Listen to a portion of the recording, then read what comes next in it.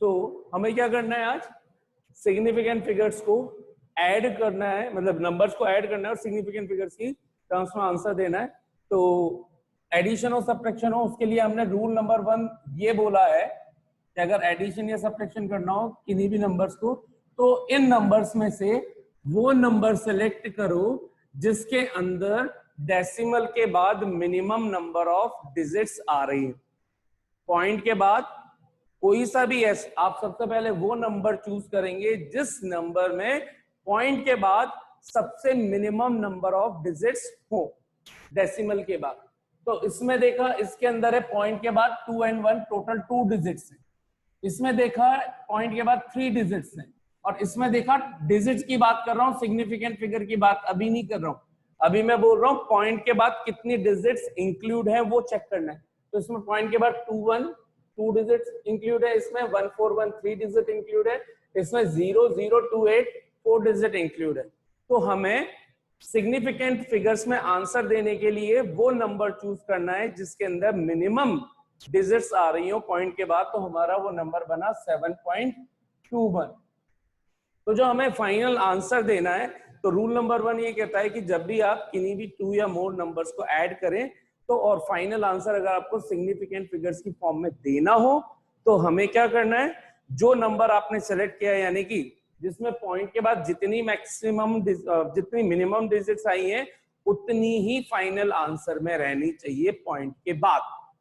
Then point के बाद इधर कितना भी हो जाए डजंट मैटर, हमें किस तरह से चूज करना है कि जो फाइनल रिजल्ट हो उसमें पॉइंट के बाद जो मिनिमम नंबर ऑफ डिजिट है जैसे 2, तो फाइनल आंसर में भी पॉइंट के बाद 2 डिजिट्स ही इंक्लूड हो। डन। तो देखिए यहां पे इसको कैसे करेंगे, हमने लिखा 7.21, फिर लिखा 12.141। अब थोड़ा सा इनको तमीज से भी लिखना है ना, जो आप छोटी क्लासेस के अंदर पहले से पढ़ चुके हैं। पॉइंट के नीचे हमेशा पॉइंट चलेगा, फिर उस फर्स्ट डिजिट के नीचे फर्स्ट डिजिट यानी कि 2 के नीचे 1 और उसके नीचे 0, इस तरह से 1 4 1। और ठीक इसी तरह से पॉइंट इधर है 0 0 0 2 8। अब बचपन में जब ऐड करते थे तो आपको बोला जाता था कि जहां कुछ नहीं हो वहां 0 लगा लो। इसमें आपको लगाने की जरूरत नहीं है, आप माइंड में ही 0 मान लो। 0 लगाए ना लगाए, मैं 0 इसलिए नहीं लगा रहा हूं वरना क्या हो जाएगा कि आप लोग काउंट करोगे 4 डिजिट्स हो गई, तो आप 0 पहले से ही ना लगाएं। आपको खुद को पता है, आप 11th स्टैंडर्ड के अंदर आ चुके हैं, तो कि अब इनको ऐड कैसे करना है। ऐड हमेशा यूनिट डिजिट की तरफ से करते हैं, फाइनल डिजिट ये इधर ऐड करेंगे, यहाँ 0 0 8 8 0 1 और 2 3 1 + 2 3 1 + 4 + 0 5 2 + 1 + 0 3 point 7 2 0 9 19.3538 आंसर होना चाहिए था ये। लेकिन हमको बोला गया है कि answer we need to give in the terms of significant figures. तो उसके लिए अगर रूल नंबर 1 देखा तो रूल नंबर 1 ने ये कहा कि डेसिमल के बाद 2 डिजिट तक ही सिग्निफिकेंस आनी चाहिए। इसका मतलब जो बाकी की डिजिट्स हैं that needed to be dropped out. जो भी डिजिट हैं उनको हमें क्या करना है, ड्रॉप करना है। तो अब इसको ड्रॉप करेंगे तो इसको कैसे लिख देंगे, 5 के आगे क्या लिखा हुआ है 3। तो हमें राउंड ऑफ का कॉन्सेप्ट लगाना है। सिग्निफिकेंट फिगर्स हमें कहां तक लेनी है 35 तक, यानी कि हमारा आंसर यहां तक होना चाहिए। यहां तक होने का मतलब है we need to round off the result by rounding off the result up to second decimal place. इसको ऐसे लिखेंगे वर्डिंग के अंदर, we get by rounding off, we get हमें क्या मिलेगा। तो राउंडिंग ऑफ का भी हम देख चुके हैं कि अगर जिस भी डिजिट को आप राउंड ऑफ करने वाले हो, राउंड ऑफ किसको करने वाले हो 5 को। ये 5 वो वाला 5 नहीं है, ध्यान रखना। ये तो यहाँ पे 2 हो सकता है, 1 हो सकता है, 6 हो सकता है, कुछ भी हो सकता है। जिस डिजिट को आप राउंड ऑफ करने वाले हो उसके आगे के नंबर को देखोगे जिसको ड्रॉप करने वाले हैं, क्या वो 5 से ग्रेटर है लेसर है। तो अगर लेसर है तो आप इसमें कोई चेंज नहीं लाएंगे। We get the final result is equals to 19.35 0.35, and this is our final answer in terms of significant figures. Now here the number of significant figures कितनी हो चुकी है? अगर आप significant figures काउंट करेंगे तो 1935, तो टोटल 4 significant figures.